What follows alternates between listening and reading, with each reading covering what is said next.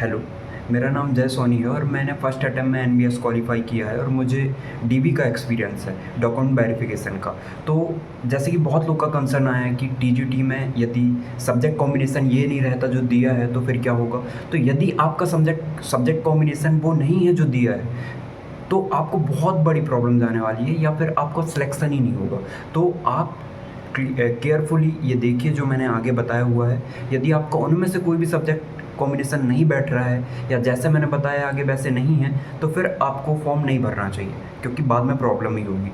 इससे अच्छा आप फॉर्म ना ही भरें तो ठीक रहेगा। हाँ, आप एक्सपीरियंस के लिए भर सकते हैं फॉर्म यदि आपको पेपर में बैठना है तो। बाकी यदि आपका सब्जेक्ट कॉम्बिनेशन नहीं बैठ रहा है उसके अकॉर्डिंग तो फिर आपको प्रॉब्लम हो जाएगी। आप आगे देख सकते हैं जो मैंने डिटेल में बताया।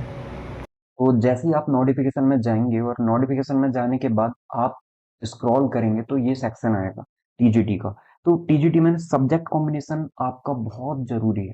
यदि सब्जेक्ट कॉम्बिनेशन फॉलो नहीं होगा तो आप हो सकता है कि आप क्वालिफाई करने के बाद भी आप सिलेक्ट ना करे जाओ उस पोस्ट पे।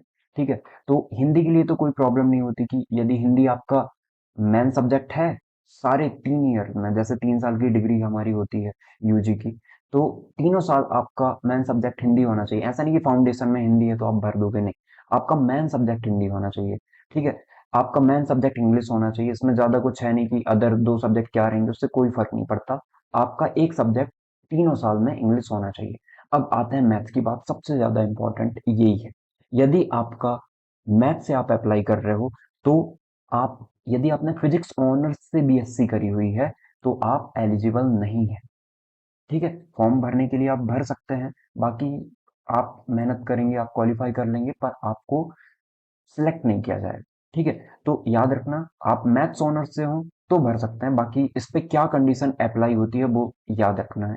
देखिए इस पे ऑलरेडी दिया, candidates with BSc honours in physics और chemistry are not eligible for the post of TGT.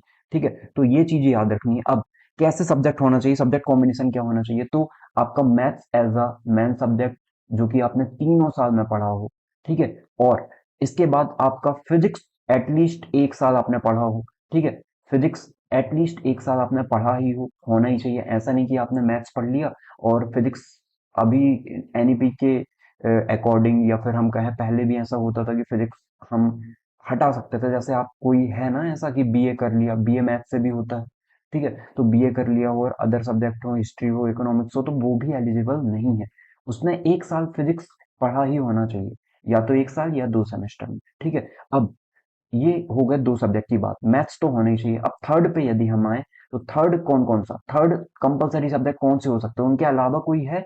जैसे कोई जियोलॉजी से कर लेता है, किसी ने इकोनॉमिक्स इकोनॉमिक्स से कर लिया, तो वो एलिजिबल नहीं होगा। ये सब्जेक्ट ही होने चाहिए। थर्ड सब्जेक्ट क्या होना चाहिए? या तो केमिस्ट्री हो जाए, या इलेक्ट्रॉनिक्स हो जाए, या कंप्यूटर साइंस हो जाए, या स्टैटिस्टिक्स हो जाए। एटलीस्ट 1 साल या 2 सेमेस्टर में होने ही चाहिए।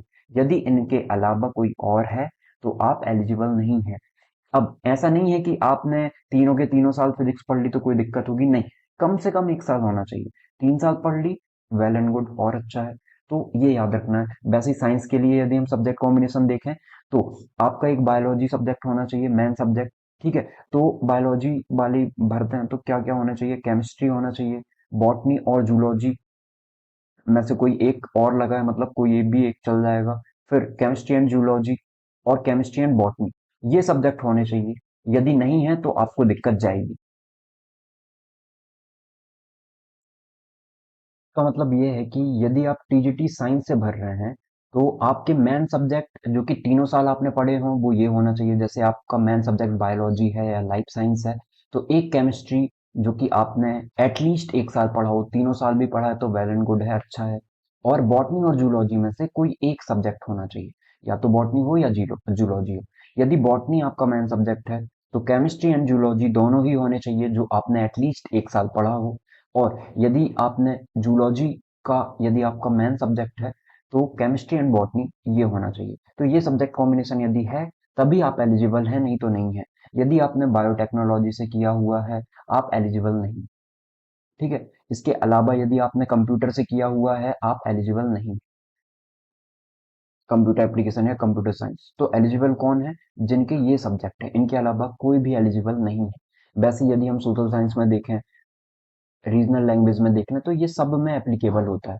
यदि आप एलिजिबल हो तो इन कंडीशन को आपको फॉलो करना चाहिए, नहीं तो आप एलिजिबल नहीं रहेंगे। और एक कंडीशन और इम्पोर्टेंट वीडियो यदि आप देखेंगे तो लास्ट में आ जाएगी वो वीडियो, यदि आपके एग्रीगेट 50% मार्क्स हर साल उस सब्जेक्ट में नहीं है, तीनों सब्जेक्ट में, जितने सब्जेक्ट हैं आपके तीनों के तीनों में, तो भी आप एलिजिबल नहीं होते। उसको मैंने डिटेल में बताया हुआ है, चाहे तो आप देख सकते हैं। Okay, thank you.